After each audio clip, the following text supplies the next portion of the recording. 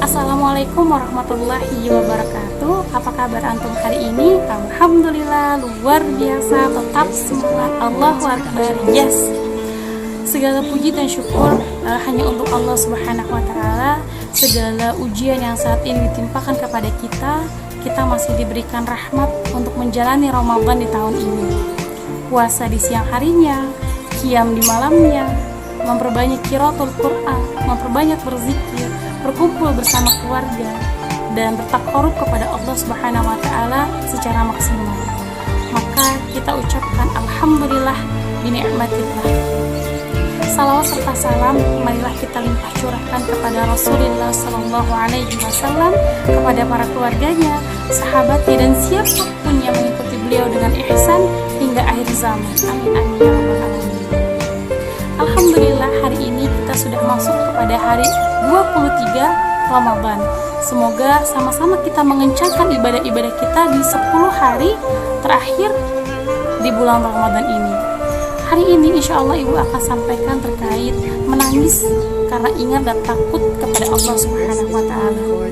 Tentu setiap manusia pernah mengalami yang namanya menangis. Sewaktu kecil kita sering menangis karena tidak diberikan sesuatu. Beranjak dewasa, kita sering menangis karena apa yang kita harapkan tidak terwujud, seperti gagalnya dalam ujian, terkena musibah, ditinggalkan oleh orang-orang yang terkasih, dan bahkan ada yang menonton drama Korea sampai menangis. Hal itu manusiawi, karena manusia diberikan rasa sedih, rasa kecewa, rasa marah oleh Allah Subhanahu wa taala. Air mata menjadi pelampiasan bukti bahwa dia menangis dan bersedih. Akan tetapi, pernahkah kita menangis karena Allah Subhanahu wa taala? Menangisi setiap dosa-dosa yang selama ini kita lakukan, menangisi betapa lemahnya kita sebagai manusia di hadapan Allah Subhanahu wa taala. Tentu kita tidak bisa menangis begitu saja di hadapan Allah, atau bahkan direncanakan menangisnya, atau sesuai dengan keinginan kita. Akan tetapi menangis karena takut dan ingat kepada Allah Subhanahu wa taala. Bergetar hatinya ketika asma Allah itu disebutkan. Berguncang jiwanya ketika mengingat setiap kemaksiatan dan dosa yang selama ini kita lakukan. Inilah tangisan keimanan, tangisan kebahagiaan, tangisan betapa hanifnya jiwa manusia. Allah sampaikan pesan cintanya melalui Quran surah Maryam ayat 58. A'udzu billahi minasyaitonir rajim. Bismillahirrahmanirrahim. Idza tutla 'alaihim ayatur rahmani kharru sujadan wa bukiya. Shadaqallahul azim. Yang artinya, jika dibacakan kepada mereka ayat-ayat Allah yang maha pemurah, maka mereka langsung tersungkur dan menangis.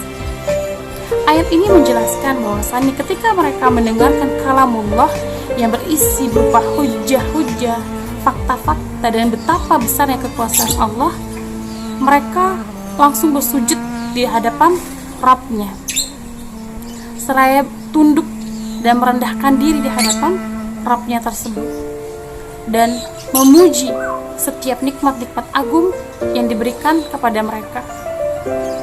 Adapun dari Anas radhiyallahu an, ia pernah berkata bahwa Rasulullah sallallahu alaihi wasallam pernah berkhutbah pada khutbah yang tidak pernah seumur hidupku aku mendengar khutbah tersebut. Rasulullah sallallahu alaihi wasallam bersabda, "Lau ta'lamuna ma a'lamu la dhahiktum qalilan wa la bakaitum katsiran." Qala faghatta ashabur Rasulillah sallallahu alaihi wasallam wujuhahum lahum khanin.